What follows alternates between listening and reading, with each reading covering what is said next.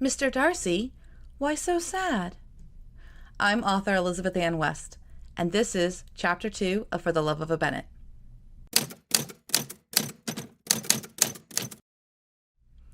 I hope you enjoyed the introduction video and also the Prologue and Chapter 1 video.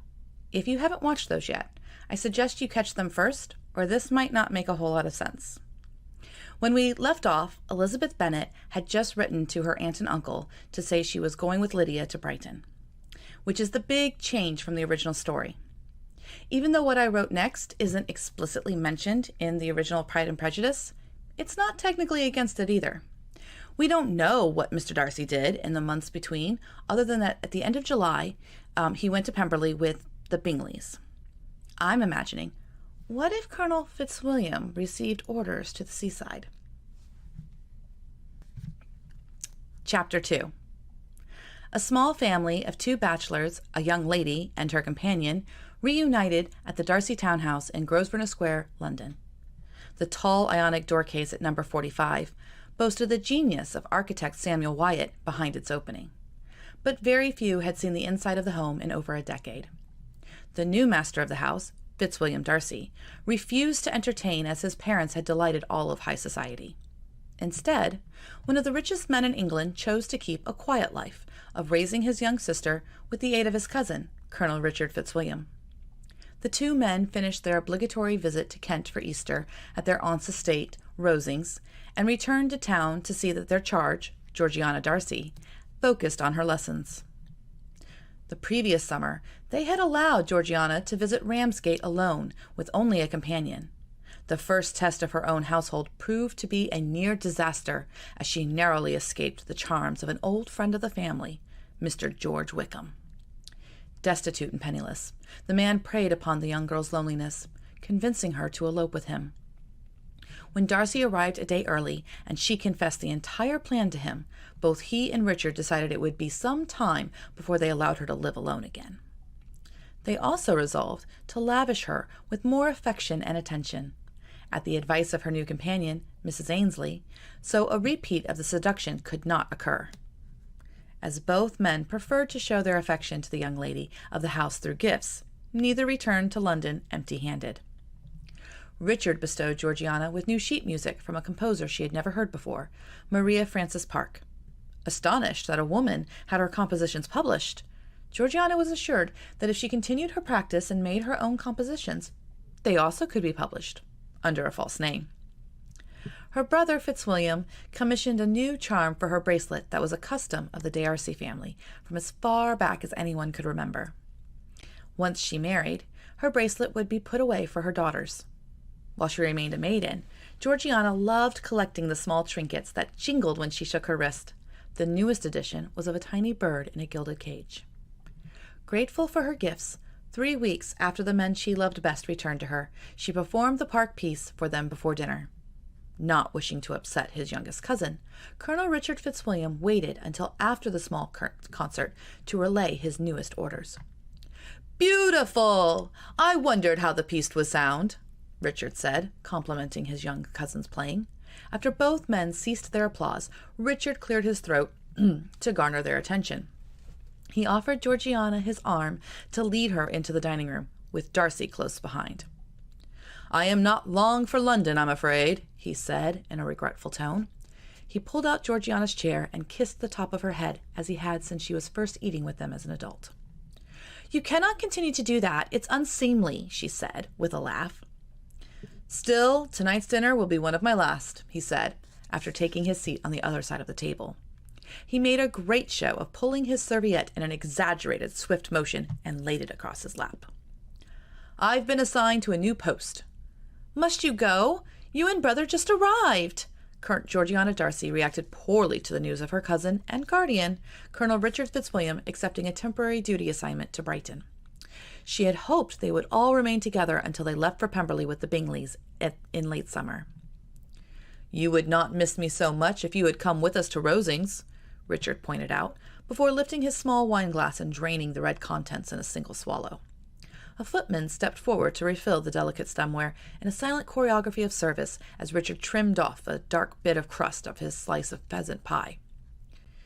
He looked over at Mr. Darcy, the owner of the townhome he preferred over his parents when he stayed in London. But Fitzwilliam Darcy ignored the conversation around him. His melancholy since Rosings had yet to lift, and only Richard was privy to the full details of his cousin's rejection by Miss Elizabeth Bennet in the garden paths of Rosing. Conspiratorially, he caught Georgiana's eye, as she, too, looked at her brother for support of her position, only to also be ignored. She sighed, and Richard winked. Then Georgiana brightened and sat up in her chair. "I was remiss in rejecting the invitation to Rosings, but is there an invitation to come to Brighton?" she asked innocently, and tried her best to keep her hope in check. She knew it was too soon to ask for permission once more to visit a seaside town on her own.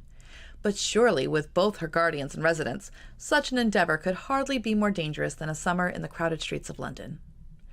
Richard mulled his charge's request as he tried a forkful of pie. To his dismay, the filling inside was quite dry, matching the overcooked pastry shell. To avoid coughing, he again reached for his red wine, as he did not care for white, and downed the contents. With food this poor, a condition his cousin Mr. Darcy would have never abided before, he would find himself in his cups far earlier than he planned. Richard put his fork down and prayed the next course held not the issues plaguing the first. "A family excursion. On the back of my orders?" He explored her aims, and she nodded enthusiastically. "We might see the king, the Prince Regent," she continued, and Richard nodded slowly. Brighton was a playground for the dandiest of dandies in London, a side effect of the Prince Regent and his many mistresses, making the seaside town their home away from court. Richard waited for Darcy to chime in at some point and put his sister off, but he received no such aid. Georgiana pounced on his weaker position. "Brother, wouldn't you love such a trip?" she asked slyly, looking directly at her elder brother. Fitzwilliam Darcy was too embarrassed to confess he had not been attending the conversation. "A trip? Yes, you know how I hate London," Mr. Darcy added, vaguely pushing his meat pie around on his plate. Richard frowned, then remembered his wine. "You wish to go to the seaside, there, Darcy?" Richard watched as Georgiana held her breath. "The shore? Heavens, no. Full of smugglers, vagrants, and the unprincipled." "But you just said yes," Georgiana pouted. "Richard must go to Brighton, and I so dearly wish for us to go with him." Fitzwilliam Darcy blinked a few times as he took in his suddenly demanding sister. She had always been so pliable, reasonable even. He would have to speak to Mrs. Ainsley about Georgiana's conversation skills when he next took an interview with her companion. Unfortunately, Mrs. Ainsley's sister had fallen unwell, and so Georgiana's care was left to her brother and cousin, though to Mr. Darcy's perspective, Richard was running off for army divisions, leaving him with a 16-year-old woman who knew too much of her own mind.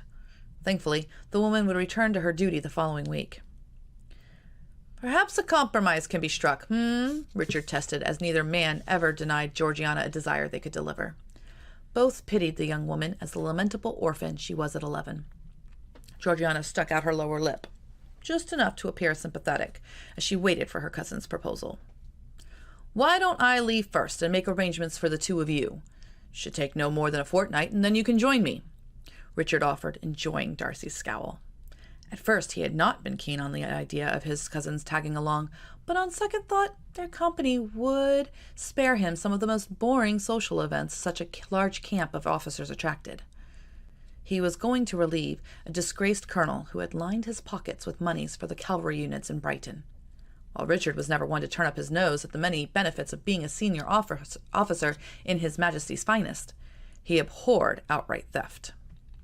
He detested even more that punishment for such irregular books was a reassignment for the guilty and extra work for the innocent to bring the battalion back in line on an economy of resources. "But why can't we just all go together? Surely it cannot be too difficult to make travel arrangements for a seaside town," Georgiana asked impertinently. Darcy coughed, and Richard squirmed uncomfortably in his seat.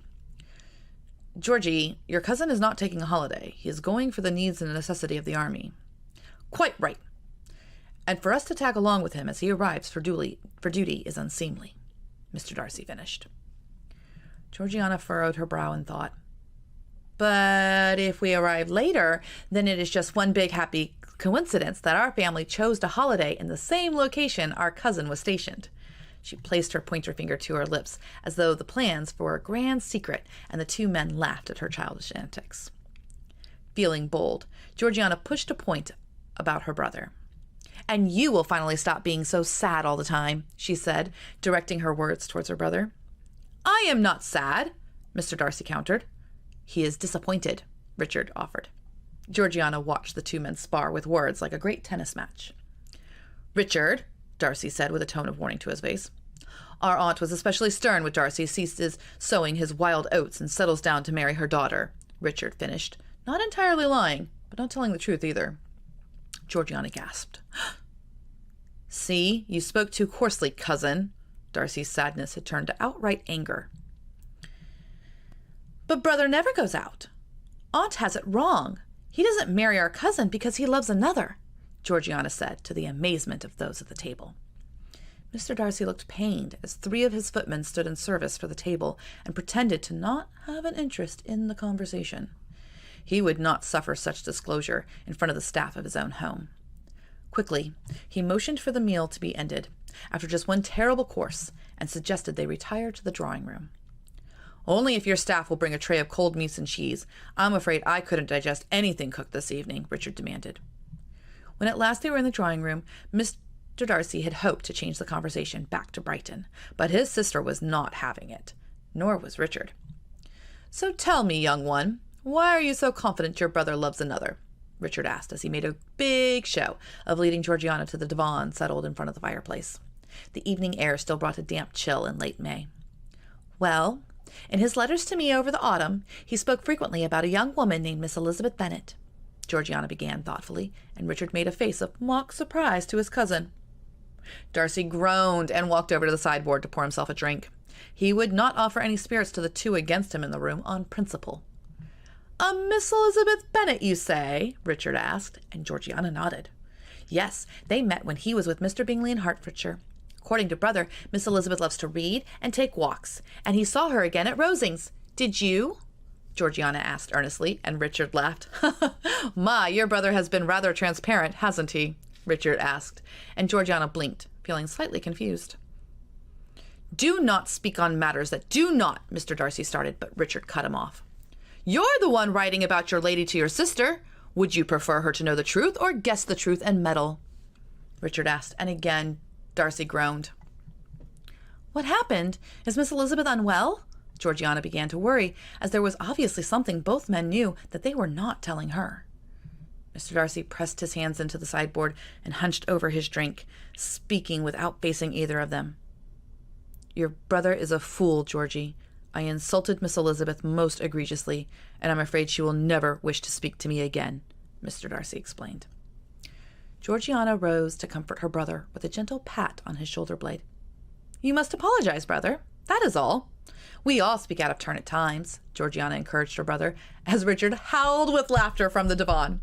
"Oh, he is weaving a pretty story there. He insulted her, her family, and her favorite sister." Richard counted the insults off upon his fingers. "As he asked her to marry him," he exclaimed as he finished off the coup d'etat. Darcy growled in shame as Georgiana felt him tense under her hand. "Oh, no," she cried, and Darcy turned around, his expression a mixture of shock and sadness. "I did," he confessed quietly. For a few moments, not a word was said as a tray of cold meats and cheeses, plus bread, was stationed on the large table between the sofas. Mr. Darcy led his sister back over to the seating area, and she tugged on his arm so that he sat next to her, offering her comfort to his mortification. "No one can know, Georgie," he began, and she nodded. "Of course not," she replied. As Richard helped himself to the second, more palatable supper, Georgiana slightly lifted from her seat to twist at an angle more towards her brother instead of simply beside him. "We must go to Brighton, then. We must. The sea air will lift your spirits, and we shall figure out what to do about Miss Elizabeth," Georgiana proclaimed, and her brother shook his head. "We shall go to Brighton, but please do not ever mention Miss Elizabeth to me again. I have shared with you so that you would not meddle, and I must insist upon that. The mistakes I made in her quarter are too grave for another apology, and I must ask that you respect this," Mr. Darcy said, and reluctantly his sister agreed, making a note in her mind that he said another apology. Richard helped himself to the strong spirits from the sideboard and brought a small glass of brandy for Georgiana. As Darcy had already had his glass, he raised his in a toast. "Then we shall all go to Brighton." Thank you for listening. Let me know what you think down in the comments. This book is available for sale on all major vendors, including paperback and ebook on Amazon, and an ebook on Apple's iBook Store, Barnes & Noble, Google Play, and Kobo. If you enjoy my channel, please consider liking this video and subscribing so you will not miss another chapter reading. If you do decide to support my writing by purchasing a book, thank you so very much, and let me know in the comments. I do respond to each and every one. Until next time.